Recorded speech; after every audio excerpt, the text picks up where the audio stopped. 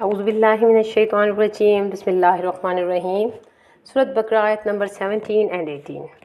اس آیت میں اللہ تبارک تعالیٰ نے مثال دی ہے، مثلہم کمثل الذی استوقد نارا۔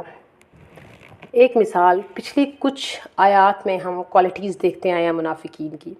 اب جو مثال دی جا رہی ہے یہی مثال یہودیوں کے لیے دی جاتی ہے، اس لیے ہم کہتے ہیں کہ یہودیوں علماء کے لیے ہی منافق کا لفظ استعمال کیا گیا، اور اس کے علاوہ بھی جو منافق تھے وہ ان یہودی سرداروں کے نیچے ہی انہوں نے پرورش، جو بیماریاں جس بیماریوں سے گزر رہے ہیں انہی کا ذکر پوری تفصیل سے بنی اسرائیل کی تاریخ میں موجود ہے۔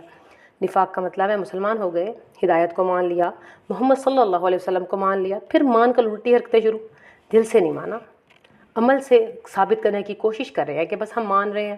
یہ یہود کا ریکارڈ ہے۔ پھر مثال کیا دی، اپنے دماغ میں ایک سین کریٹ کریں، صحرا کے لوگ تھے اور اندھیرے کا ٹائم ہے، رات کا ٹائم ہے۔ جب ہم صحرا میں سفر کر رہے ہوں یا جو بھی صحرا میں سفر کرے، اندھیرے کے وقت میں پتہ نہیں ہوتا کہ راستہ کون سا ہے، تو دن میں بھی راستے کا سمجھ نہیں آتا کہ ہم کس ڈائریکشن میں جا رہے ہیں، صحرا ہے، اور رات میں تو بالکل یہ پتہ نہیں ہوتا ہم کس جگہ موجود ہیں۔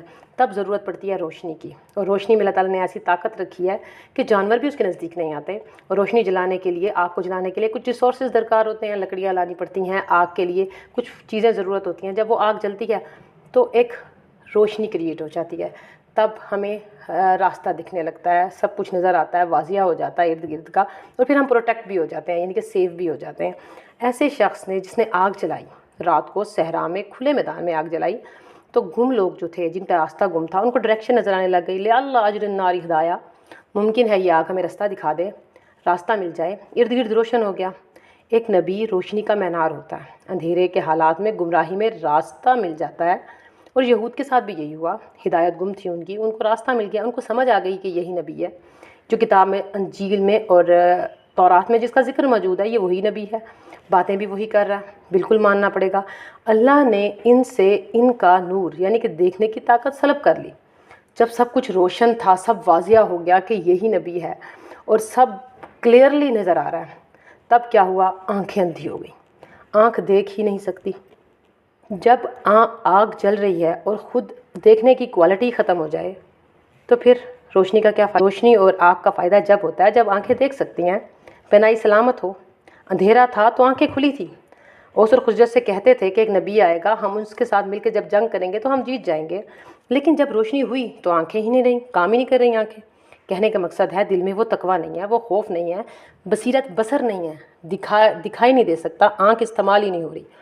جب ان کا ہدایت چاہیے ہی نہیں تھی، جب وہ ڈھونڈنے والے ہی نہیں تھے، جب طلب ہی ختم ہو گئی، تو اللہ تعالیٰ نے بھی کہا رہو۔ اصل میں دل سے نہیں مانتے تھے۔ جب انسان کو کچھ بھی علم نہ ہو، قرآن نہ پڑھتا ہو، تفسیریں نہ پتہ ہوں، حدیثیں نہ پتہ ہو، لیکن ضمیر کی ایک آنکھ زندہ رہتی ہے، ضمیر جانتا ہے یہ غلط ہے یہ صحیح ہے، اور جب وہ ضمیر کی سنی نہیں رہے تو ضمیر نے بھی بولنا چھوڑ دیا۔ جیسا کہ پیچھے بتایا گیا تھا، فزادہم اللہ مرضا، جب ایک چیز کو استعمال نہیں کیا جائے گا، جب اس مرض کا علاج نہیں کیا جائے گا تو وہ بڑھتا جائے گا یہاں تک کہ مہلک ہو جائے گا۔ ختم۔ مہر کب لگتی ہے؟ چیزیں کام کرنا کب بند کرتی ہے؟ جب وہ استعمال ہی نہ کیا تو مہلک چیزیں ہلاک کر دیتی ہیں، اندر سے اندھے ہو گئے۔ جیسے کہ قمادو الشمس لا ينفع قمادو العین ممنوع، جیسے سورج کی روشنی کا فائدہ کوئی نہیں جب اندھے ہو جاؤ تو۔ یہ منافق کا مسئلہ ہے کہ روشنی کے ارد گرد موجود ہے، قرآن کے حلقوں میں بیٹھتا ہے، رسول کی مبارک زبان سے قرآن بھی سن رہا ہے، بیٹھا ایسے لوگوں کے پاس ہے، پیسہ ایسی آگ کے پاس ہے جہاں پر حرارت آتی ہے مگر فائدہ نہیں اٹھا رہا۔ وَتَرَكُهُمْ فِي ظُلُمَاتٍ لَا يُبْصِرُونَ، بہت سارے اندھیرے ہیں، ایک مرض نہیں ہے، بہت سا مرض ہے، لالچ ہے، غصہ ہے، سستی ہے، حرص ہے، اس طرح سے رہنا چاہتا ہے۔ اگر اس طرح رہنا چاہتے ہو تو رہو، اللہ تعالیٰ نے اسی حال میں چھوڑ دیا اور بہت سارے اندھیرے ساتھ رکھ دیے، اور پھر کرو کیا؟ فرمایا صم بکم عمی فہم لا یرجعون۔ سمن کہتے ہیں جو سن نہ سکے۔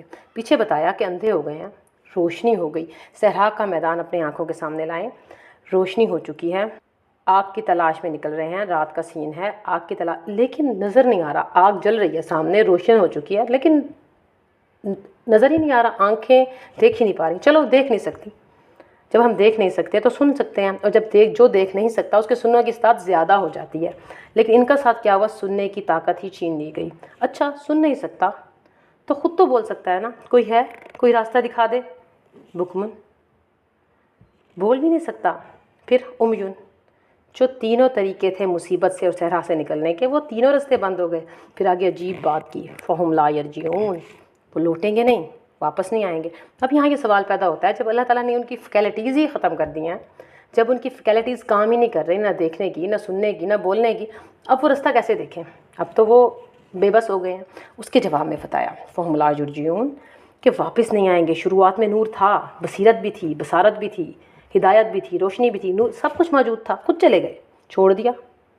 اگر چھوڑ دیا تو پھر جاؤ، واپس نہیں آئیں گے۔ یہ جواب ہے اللہ تبارک و تعالیٰ کا کہ جب تم ایک دفعہ انکار کرتے ہو، 2 دفعہ، 3 دفعہ، اور جب اپنی فیکلٹیز کو استعمال ہی نہیں کرتے ہو، ضمیر کی آنکھ بھی استعمال، تو پھر کیا ہوتا ہے؟ بند ہو جاتا ہے سب، تو پھر نہیں آ سکو گے۔ تمام مہلتیں ختم ہو گئی، ڈیڈ لائن اینڈ ہو گئی۔ اگلی مثال میں انشاءاللہ ہم کل دیکھیں گے۔ السلام علیکم ورحمۃ اللہ وبرکاتہ۔